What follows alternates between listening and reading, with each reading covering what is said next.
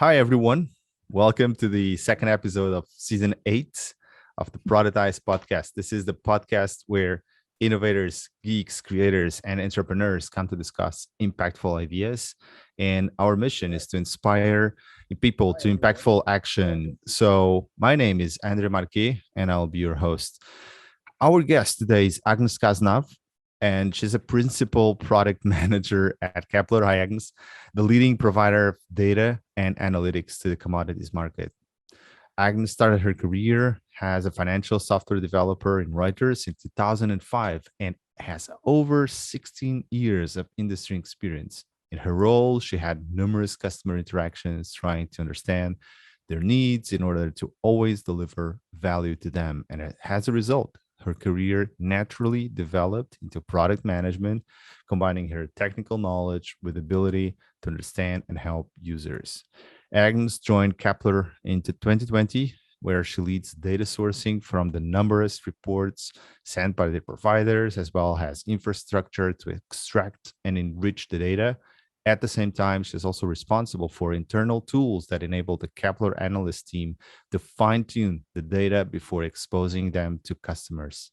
Welcome, Agnes. Nice to have you. Thank you. Happy to be here. Good to have you. So, over 16 years of experience in the financial industry, including product management, financial software development, team leadership experience in an agile environment. Want to tell us a little bit more about yourself? Well, Andre, you just sum it up very, very well. I started my career 16 years ago as a software engineer in France and slowly transitioned to product management, which is a domain I'm really, really passionate about.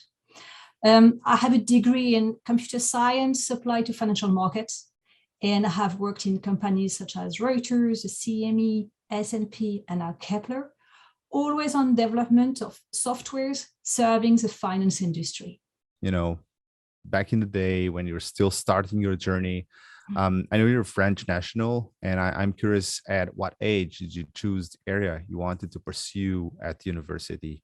I don't really understand how the French education system works exactly, at least compared to the Portuguese and other systems. So at what age do you actually choose what do you want to go when you end up going to the university? Oh, that's a very good question. Because I think I joined university primarily to study mathematics. Because from quite early in school, I got a preference for scientific topics, like maths, physics, etc. So to be fair, pursuing these topics to uni was quite logical to me. Initially, I never thought about studying anything else. And I suppose I joined uni with the idea of, becoming a teacher or something like that. And well, I don't remember if I had any specific career ideas in mind. But when I started uni, I discovered subjects like computer science, and I really, really enjoyed it from the beginning. So, well, I think at some point I changed my plan, and basically I gave up on the idea of becoming a teacher. And well, I started to think that a career in tech would be pretty cool. So that's how everything started, I guess. Inside the university. Yes, yeah. I discovered a lot of, those tech topics that I was not really familiar with before, and I really, really enjoyed them. Yeah. Where did you study? I studied principally in Brittany, northwest of France. So and I've done as well in southwest. I've started southwest and northwest, and then southeast. Sofia Antipolis, right? Exactly. I did my last year in Sofia Antipolis in Nice. Yeah. Cool. Yeah. Did you like it? Yeah, that was nice. Yeah. So looking back, do you feel you would change anything about your, decisions back then? Well, to be fair, I don't think so, to be honest. Well, I don't think I would change anything. Maybe if I had to change something, I think I would have moved abroad earlier, like during uni, because I think that's an amazing experience. I love, learning about cultures, countries, people, and living abroad is so enriching. But, well, other than that, no, I'm pretty happy with the choice I've made. Yeah. Hmm. Yeah, moving abroad is such an important Mm. opportunity nowadays Yeah. kids have, which I Oh, guess yes. maybe in our generation was, arguably it was not as easy. I mean, it was not Mm. impossible, definitely, but yeah, maybe Yeah, not as but easy less. Yeah, exactly. Yeah, less nowadays. common. Less common. Yeah, Less yeah, common, exactly. It yeah, took any given kid has been, yeah, doing Erasmus here or there, yeah, has been yeah, doing several university experience. That's great. yeah. That's a great way to do uni. Totally agree. So Mm. how important do you think that STEAM areas, and here STEAM, of Mm-hmm. course, for those that don't know, is science, technology, engineering, Yeah. arts, mathematics, Mm-hmm. are in the future of this of tech companies, Yeah. because we have Mm. this decoupling, right? Let me just try to explain here where the question is coming from. Of at least in Europe, even in the US to a certain extent, people are not, at least kids are not enrolling into STEAM as you would expect, given Mm. the sheer amount of job offers in the IT tech space. Mm. Yeah. And yeah, and there seems to be this decoupling. So companies like yours that are moved by data, they're moved by technology, that moved by essentially um, sheer engineering efforts. Mm. um, I guess like anyone in the space is complaining we don't have enough people, or it's hard to recruit, or it's really. So how do you think it's yeah is it important to Yeah. incentivize kids to go into STEAM, Mm. or even to STEAM related university courses? Yeah. I think it's crucial. It's very important, and I would like to insist on an aspect of the STEAM. So basically, well, first, you just mentioned it, but I would like to enforce it. It's important for our audience to start by explaining what STEAM means and where this acronym comes from, because you will understand and it will clarify a lot of things. Because before STEAM, we used to talk about STEM, and STEM means science, technology, engineering, and math. Okay, STEM. So pretty much what I studied. Okay, very techy subjects. But it's been a few years now that STEM is evolving towards STEAM. So you see, we're adding an A, which stands for art. And that's very, very important. And you will ask, I mean, people here maybe might ask, art, what does it do with tech companies? Art. I mean, what is it? And that's crucial to understand to the next generation that, okay, today, I mean, well, art. What art will do in this game is that it brings creativity and innovation to our product. So here I'll talk as a product manager, because today a good product is not only about tech. It's about aesthetics, design, user experience. In few words, it's about understanding human behaviors, which at the end of the day, for me, it's an art. You see what I mean? So it's crucial that we put an A in the game. It's not only tech, it's art as well, human behaviors. And, just to, I think Steve Jobs is one of the very first person who started to this shift from STEM to STEAM. If you look at the first iPhone back in the day and the first iPad, when they launched them, it was indeed a tech revolution. On the tech side, it was amazing. But the success didn't come only from the tech. It came from this subtle mix between tech and art. And nowadays, this is crucial. STEM topics, so science, technology, engineering, maths are super important, are crucial. That's really something that are, I mean, very important for all the tech companies indeed. But this art, this human behaviors, this, all the concepts around user experience and design are crucial now. So to answer your question, one side of your question about how important I think STEAM are in the future of tech companies, in my opinion, tech companies who are not taking this A seriously and only rely on STEM should probably review a little bit their position, if you see what I mean. It's A is at the center of everything now. It's really STEAM, you see. And when I studied back in the day, it was STEM only. Being creative and artistic, but okay, what do you mean? I mean, you need to focus on the science. Now you need to expand and understand humans to have a good product. Mm-hmm. Absolutely. Yeah, I think Steve Jobs was famous for taking some of his employees to art museums and exactly. So yeah, it's definitely no lack of art museums in France. So how do you think your arts upbringing helped you become a product manager? Because you took a big step. You started as a software engineer, and eventually you went to become a principal product manager. So what was the continuum here? What was the spectrum continuum that led you to go from what is essentially a very technical job to more, I guess, product managers consider product has a more broader field? Yeah. I might surprise you, but I don't think the step was that big. And for me, it was more like a gradual transition. I learned about the importance of understanding the users when working as a software engineer. And I'm a very curious person, so I quickly felt the need of understanding them more. So I was making sure that what I was delivering was indeed what they needed, And my view of software development is that you build software for others, not for yourself. And that's even truer for product management. And that's how I ended up in this field. I mean, when I left uni, I didn't have a clear idea of what a product management was. What is it? But this is something I discovered when I started working as a software engineer.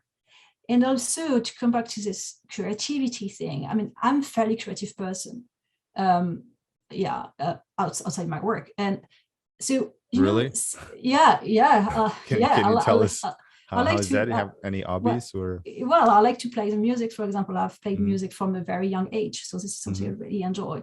I like to draw, even if I'm not the best person, but I like colors. I like design. I like this kind of things. I like this. I like it. I like art. Yeah, it's more hobby than I wouldn't say I'm very good at everything, but it's a hobby. So I'm fairly creative.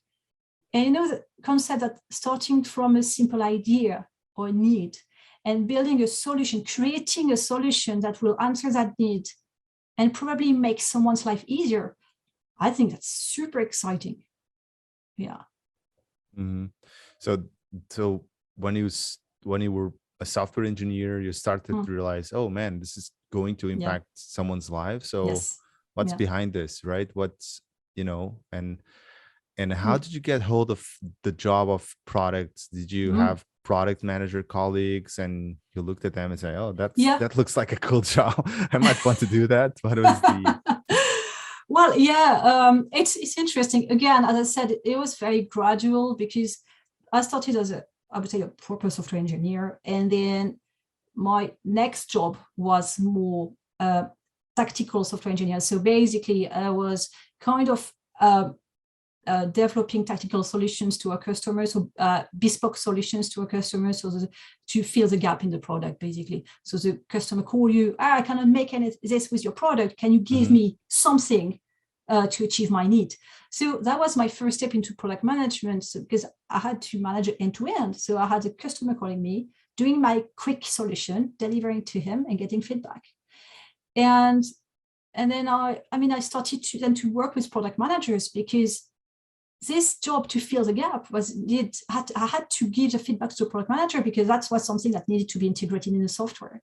So that's how I gradually put my foot into the product management, and here we are. And I really enjoyed it. Yeah, it's interesting. Yeah.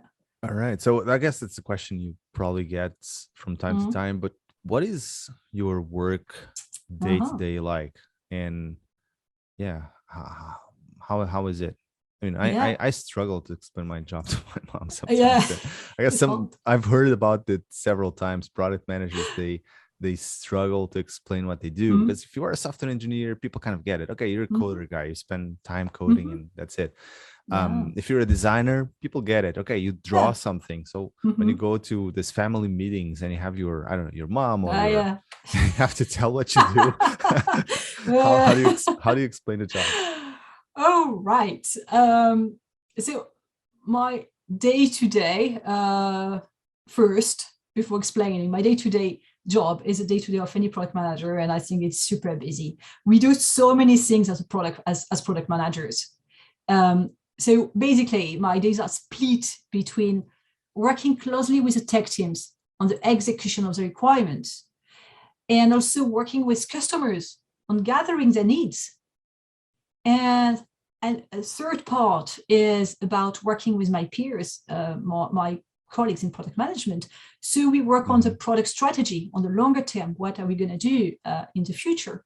So it's really broad, you work on a detailed thing with a tech team. Then and you do have a distributed team across different, I know you have offices in Dubai and offices in London. And I live in France as well, so across different geographies, right? Exactly. Yeah, I work with mainly two tech teams.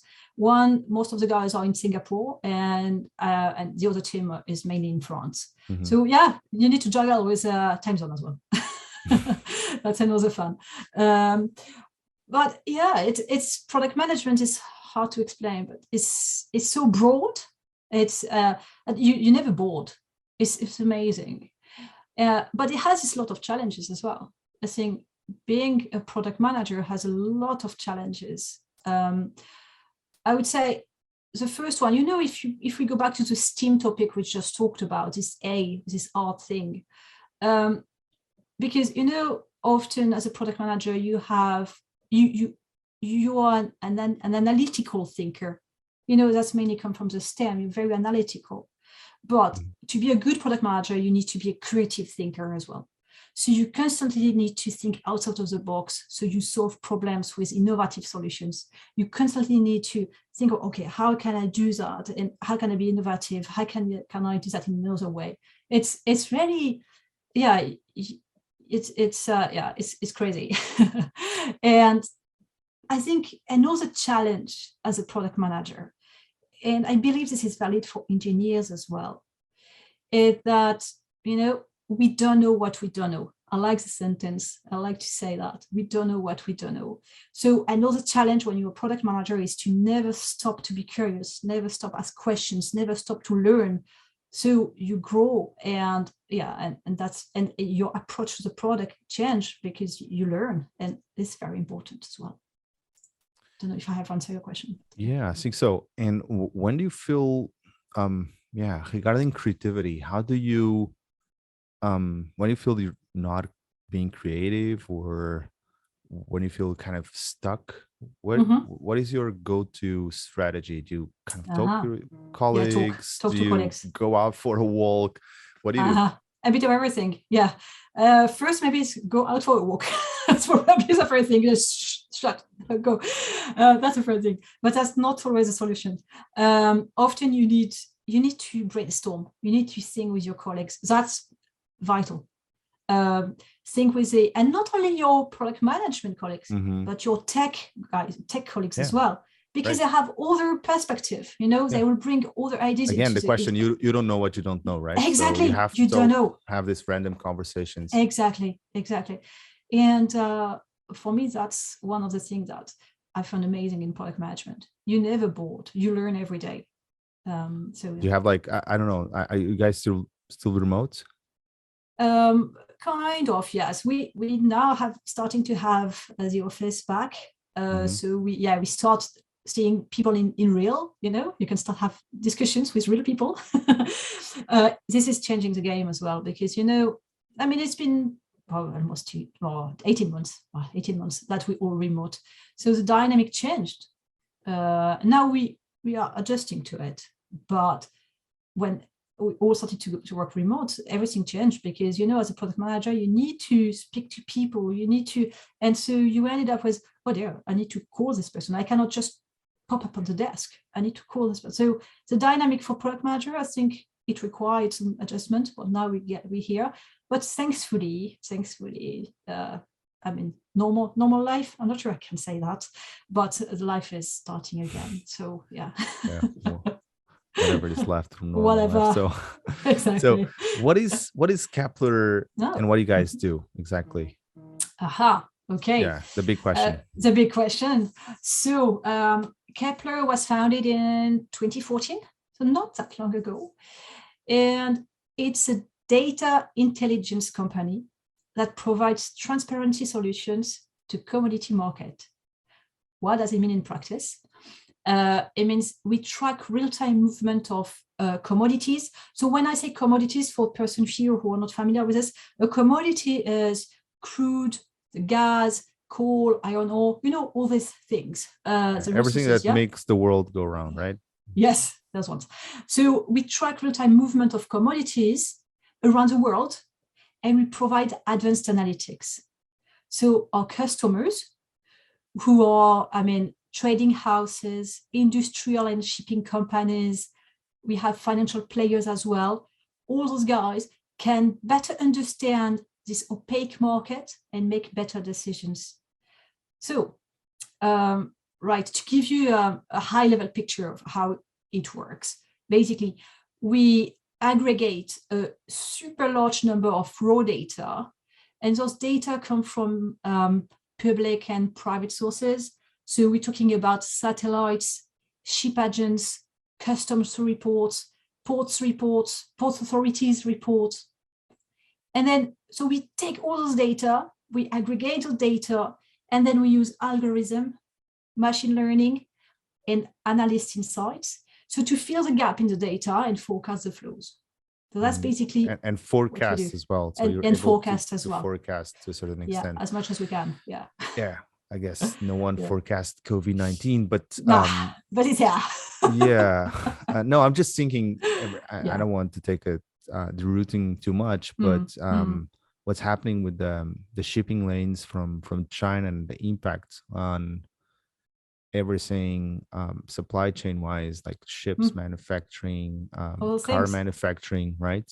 That's such a huge impact in the world economy, because I guess still we're living the aftermath of what happened in 2020. Exactly. That will take some time to it will take recover. Some time. Exactly. Yeah. So yeah, how do you think that the emergence of platforms like Kpler, and I guess you guys are not alone, revolutionized the commodities industry?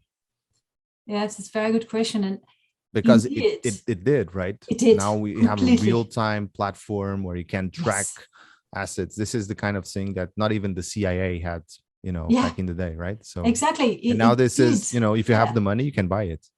Yeah. It did revolutionize the commodity market industry because we brought transparency and efficiency to a market that was completely opaque before. If you look at commodity market, it has long, as you said, it has long remained opaque, but tech changed the game completely. If you look at even 10 years ago, 10 years is nothing, but 10 years ago, for example, having an access to easy access to information on commodities such as crude would have seemed just impossible. So basically our founders, back in 2014, so not like that long time ago, got this idea of leveraging modern data technologies to the benefit of commodity market players. And trust me, that was something super innovative at the time. And there's still a lot to do. We have a lot to improve. So tell me about it. What is your roadmap?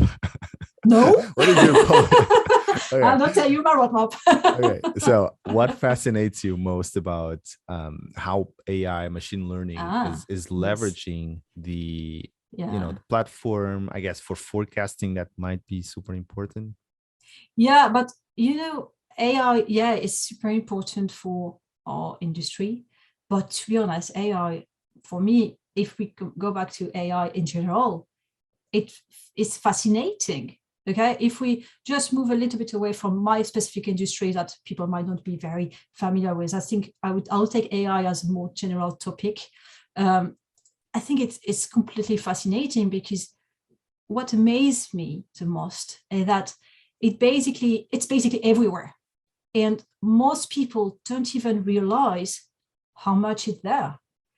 If you think on our everyday life. I mean, AI is used, you search something on Google, or you log into Facebook and you get some content suggestions. We use your facial recognition to unlock your phone. I mean, the list of examples in everyday life is just endless. And what's also amazing is how, and I like to look into this, is how AI has been evolving over the last 70 years, because yes, 70 years, I'll explain in a second, and how it's now at the center of everything. And I think it's important to understand the history of AI, because it's not only something that started a few years ago. Because it goes back to the 50s. 50s is crazy, yeah? Absolutely, yeah. Yeah, and Alan Turing is the first who considered the idea of building machines that would reproduce humans' behaviors and reasoning. That was just the beginning. But what's interesting is that the revolution only started decades after Turing's first concept, and moved towards the idea of developing machines that would be able to learn. And that's a big, big change, a big revolution. So machines will not just reproduce humans or human thinking, they would learn, and learn faster and better. So that's very, I find it's fascinating how we are evaluating AI. And, machines are now able to recognize images, play chess, even drive. And how these machines are learning? That's data from data. The data is at the center of everything. So if at the moment, what we are seeing an omnipresence of AI, everybody's talking about AI in recent years. And why? Why is it growing so much now? It's because I believe we see an explosive growth of the big data and the cheaper computational resources as well. So now AI is everywhere because of this. But so yeah, it's not only in my industry, it's in our life. And if you, I like to look a bit more into AI, and I think in a way I find it quite paradoxical, because on one hand, AI will learn about you. We said that it's learning now, so it will learn about you, what you like, and so it will make suggestions in line with your wishes. But what's paradoxical and amazing is that now AI will also suggest things that you never thought about. And that's, for example, what you get in Netflix, this thing that we see almost every day. You watch this film, you might like this one. I mean, this is coming from AI, So in my opinion, AI is amazing. But what's very important with it nowadays, and that's something the new generations need to be very aware of, is that I believe we need to ensure that we keep our instincts and freedom of choice. It's very important. But I strongly believe we are now shifting toward a new world where humans, us, will need to, I would say, cohabit with self-learning machines. We'll need to learn to live with them. You see what I mean? Yeah, I mean, historically speaking, we have been very good at doing that, at adjusting to new environments, right? And living with, viruses and bacteria and, the changing landscape. So now artificial entities. I must admit that, YouTube's algorithm gets me sometimes. It's amazing, it's very, very, very addictive because it gets to know you so well. Gives you so well targeted content that you get hooked on. Yeah. So and today I was kind of reading something on Facebook. It's like, oh man, suggesting specific news. And it was so much in line to what I'm actually interested right now, which is education. I was like, oh, this is this is amazing. Yeah, it's creepy. It is in a creepy. Way. Yeah, so that's why it's important to keep that's why I said it can be very creepy. So it's very important that we use AI to help us, live and make it maybe our life easier. But it's important we keep our, freedom of choice, instincts, and don't be. I mean, you can easily be, manipulated. You see what I You mean? can. Yeah. Absolutely. And I So think, yeah, new generations will probably learn to live. but they need to this. learn. It's something that you said you're interested into education. I believe that's a topic that kids should learn about. They need to learn what is AI and how it can impact their life, etc. Absolutely. Because instead of just we need to understand. Yeah, it's super important. Totally agree. Yeah. I think AI should be taught in high school. Oh yeah. Not has that they need to know how to not the details. program AI or something like that. I think that's if they want later. For sure later, but that they understand what it is, that they understand the mechanics, and they understand the power of the technology, they understand also the power and impact of the technology on themselves. And I guess for the larger majority people, the John Joe still doesn't know about it. Exactly. And that's, for those people, it's scary. It is scary for those people, because they have the impression that it's manipulating, which is maybe, which is, but of course you have to be educated about it. Yes. So how big do you think that this will impact AI digital transformation be on your industry in 10 years time? Because it's very recent. You just said it. You guys have, I don't know, 7-8 years. So you have seen the progress of the last 8 years in the industry of this, what has been essentially digital transformation, bringing online data and collecting and compiling. And now AI revolution on top of that. How do you see the industry moving for the next 10 years? Industry. It's a very interesting one. Because the example I just gave in the previous question, in my previous answer, where everyday life example. But indeed, AI has a huge impact on all industries. And not only the one I'm working in.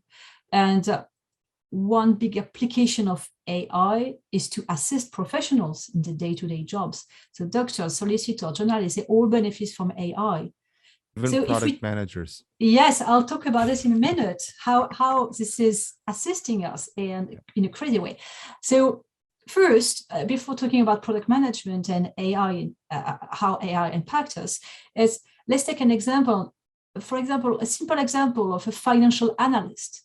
Those guys, they can spend a huge amount of time collecting data, keying the details. But what they need at the end of the day is time to focus on the deeper analysis. They need to be able to remove the tedious task and just focus on deeper analysis. So for me, AI big value in all the industries, it's cross industries. Here is to automate repetitive and low value tasks. So humans, us, can focus on deeper analysis and innovative solutions, etc. And I think this is just the beginning of all. You asked me where AI will be in 10 years' time in our industry. It's difficult to predict. I don't have a crystal ball, but I believe it will be deep-rooted into our day-to-day lives, day-to-day job, every day. It will be everywhere, and it will be it will never replace humans, but it's a way to do better what we do. We need to see it as a form of intelligence that is here to help us and to assist us. So definitely, AI is transforming the industry, and it will even more. Assist us product managers. Sorry? Assist us product managers? Yes. Everyone. But if we go back to my domain and think about product management in general, AI, is key as well. And its usage can only increase in the coming years, definitely. For example, thanks to the growth of big data, AI will help us as product manager to, deep dive into customers' behaviors and patterns, to a level that humans on their own could hardly reach, I think. It will really be able to analyze data and go deeper into the analysis. And what's the result of this? That it will allow us to target our users definitely more efficiently. Definitely, yeah. What about your the industry you're working right now? How do you see the impact of AI in terms of forecasting? Is this going to give you more forecasting time? Is this going to give you where do you see the KPIs changing in terms of the impact Yeah. of AIs in the next few Yeah. years? Probably, yeah. I mean, the more we'll collect data, so the more we'll collect data, the more the algorithm will grow and learn and learn, and so we'll data sources are exploding right now. You have a number of satellites, real time, giving you. So it goes together, because AI without data is nothing. AI is about, machine learning. Not only, but it's a lot. So a machine, how a machine learns is from data. So we are growing the data. There is as I said before, it's the growth of big data is crazy. So we grow the data, means we help the machine to learn faster, better, and it's exponential. Yeah. Right. Just like the Dark Funk's song, right? Yeah. Faster, better, bigger. Exactly. And eventually we're all going to stay in the industry because, like you said, at the end of the day, product management, we know, we have lots of people that are hearing this show that are new to the profession. So don't be afraid. I think there's lots of, like I said, lots of